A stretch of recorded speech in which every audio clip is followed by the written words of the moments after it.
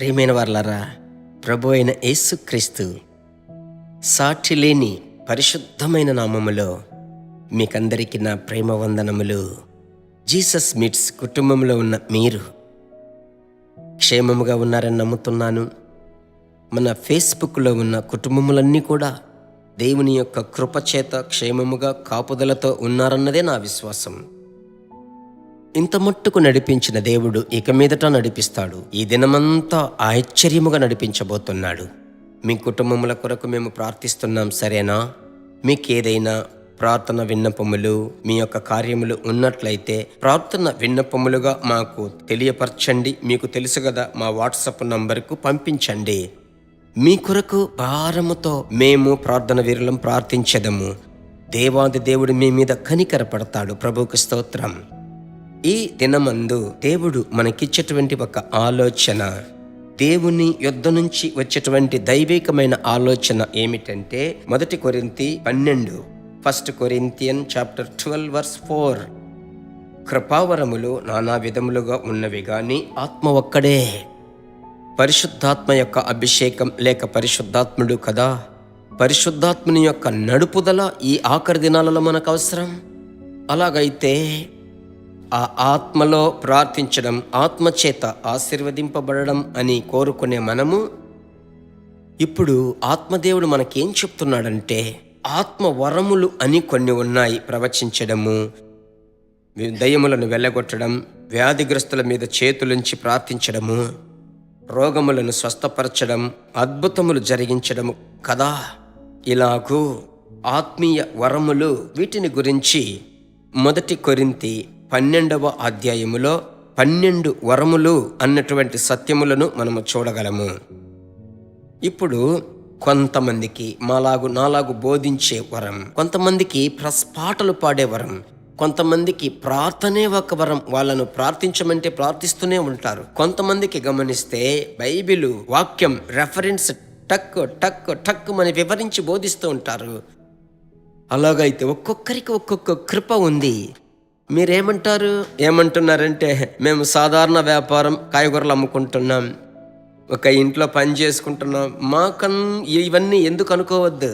మీరు అల్పముగా ఎంచబడినప్పటికీ మీ మీద ఉన్న శక్తి, అభిషేకం శక్తివంతమైంది.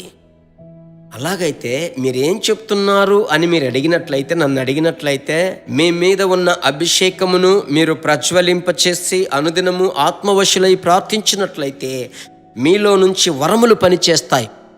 వరం దేవుడు ఇచ్చేటువంటి వరం.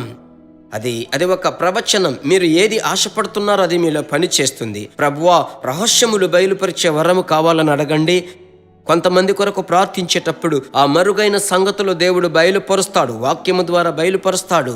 దయ్యములను వెళ్ళగొట్టే వరమును మీరు విశ్వాసంతో, సంతోషంతో అడగండి.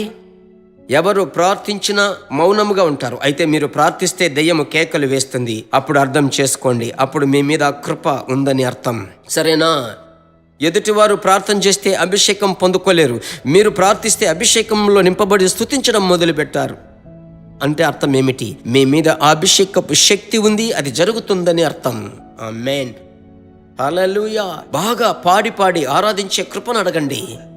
ఒక ఫాదర్ బెర్క్మన్స్ గారు లక్షల మంది ప్రజలను ఆరాధనలోనికి నడిపిస్తున్నాడు. ఎలాగూ ఆ ఆరాధన అభిషేకం ఇలాగే చెప్తూ పోగలను. ఈ ఆఖరి దినాలలో మీరు ప్రభువుకు ప్రయోజనకరమైన పాత్రలుగా మారబోతున్నారు, సరేనా? మీ గురించి నాకు తెలియదు. ఈ బ్రదర్ చెప్తున్నారు, ప్రభువా నాకు అనేక సమస్యలు అని చెప్పి, స్తోత్రం చెప్పి ఆత్మలో ప్రార్థించి చూడండి, ప్రభు నడిపిస్తాడు. చింతించకండి, ప్రభు యొక్క హస్తం మీ మీద ఉంది. ఆ ఒకే ఒక్క వర్రిస్, దిగులు, చింత ఉంటే ముందుకు సాగిపోలేరు. వాటన్నిటిని ప్రక్కకు నెట్టివేసి గో హెడ్, ప్రొసీడ్ కండి. ఈ దినం ఆశ్చర్యమైన దినముగా ఉంటుంది. ప్రార్థించుదామా? మా ప్రేమ కలిగిన యేసురాజా, ఈ వర్తమానము విన్న వారందరినీ వరములు వెదికే బిడ్డలనుగా మార్చండి. ఆత్మీయ వరములు పంచిపెట్టండి అయ్యా.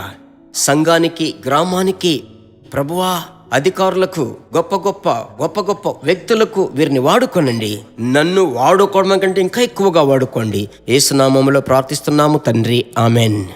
అనేకులకు మీరు షేర్ చేసి వారి కొరకు ప్రార్థించండి. హిందీ భాషలో వింటున్నారు, వారిని ప్రభువులోనికి నడిపించండి, ప్రార్థించండి. మరలా కలుసుకుందాం. God bless you.